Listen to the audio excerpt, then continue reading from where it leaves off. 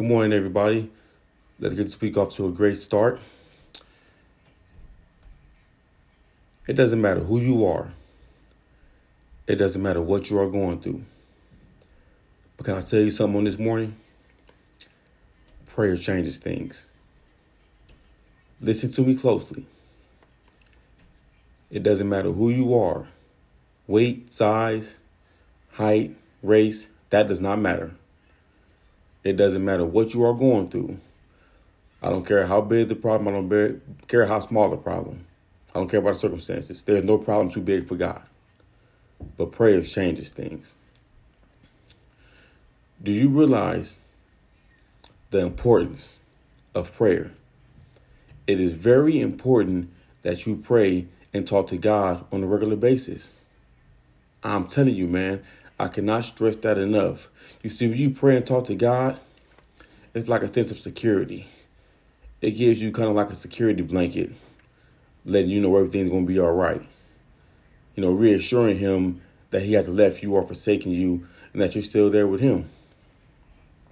And a lot of folks think that you need to be in a dark room, a quiet place, a church, somewhere of that nature to pray and talk to God. And I'm telling you, man, that's not the case. You can pray and talk to God right there where you're at right now. Now, granted, there's nothing wrong with being in a church or a dark room or on your knees or laying on your face. There's nothing wrong with that. But it is not obligated. It's not required. God tells us, come as you are. So don't dare for a second think that you have to be on your knees or laying on your face. It's not a requirement. And see, it's crazy, man, because there's 24 hours in a day. 24 hours in a day. So out of those 24 hours, you mean to tell me that you can take some time out your day to give God some glory, give God some praise, thank him for waking you up this morning, thank him for giving you a good job, thank him for keeping you sane, keeping your health and your strength? Are you serious, man? Come on, man. 24 hours in a day. Take 1 or 3 minutes to give God some glory. You'll benefit a lot from it. Trust me when I tell you this, man. You see, there's a good old saying I used to hear growing up in the church. I was raised in the Christian church, Baptist. And all the old folks used to always tell me,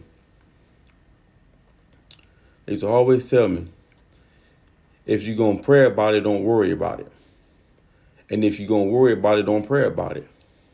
And see, back then, I was young, kind of went in one ear and out the other. It was like, yeah, whatever, you know. But now I get it. That is a very true statement. It makes perfect sense. But see, what God was doing, God was using them to plant that seed inside me. So as a man, I understand what that means. That is a very true statement. A very true statement. If you're going to give a problem to God and let him deal with it, why are you still worrying about it? Are you serious? What are we worrying about this problem for? We done gave it to the Most High. Let it go. Let it go. It don't make sense for you to pray about something, get a problem to God, and then you still stressing about it, still worrying about it.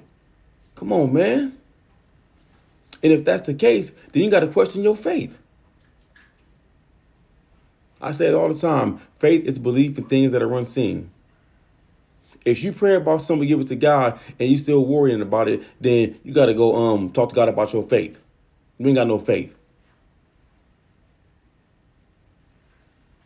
Let's go, man. Have some faith.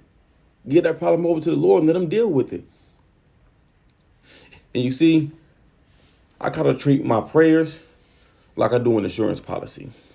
Speaking of insurance, man, if y'all need life insurance, get with me. Get with my wife. We're licensed. We have a great team that can properly protect you and your family. DM me. Let me know.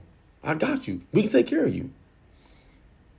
But anyway, as I was saying, I treat my prayer like an insurance policy. You see, when you got insurance, homeowners insurance, health insurance, car insurance, you have to pay a monthly premium. And you pay a monthly premium in case something were to happen to your health, your vehicle, your home, etc. And in return, you get to reap a reward. You get a benefit. But see, the thing is, something tragic has to happen. Not necessarily tragic, but you have to lose your car. Flood damage. You have to go to the hospital. Something has to happen for you to reap that benefit. Well, see, with prayer, it's the same thing. I pay my monthly premiums. Well, in my case, my daily premiums. There's not a day go by where I don't talk to God. I talk to God every day, from the time that I wake up to the time I go to bed. So I pay my daily premiums, and in return, God blesses me abundantly throughout my entire life. And that's the difference. When you serve the God I serve, it's a free policy. Your premium is prayer. Pay your premium and watch God bless you. Don't nothing tragic got to happen to you for you to get that. You feel what I'm saying? Man, God is so cold, man.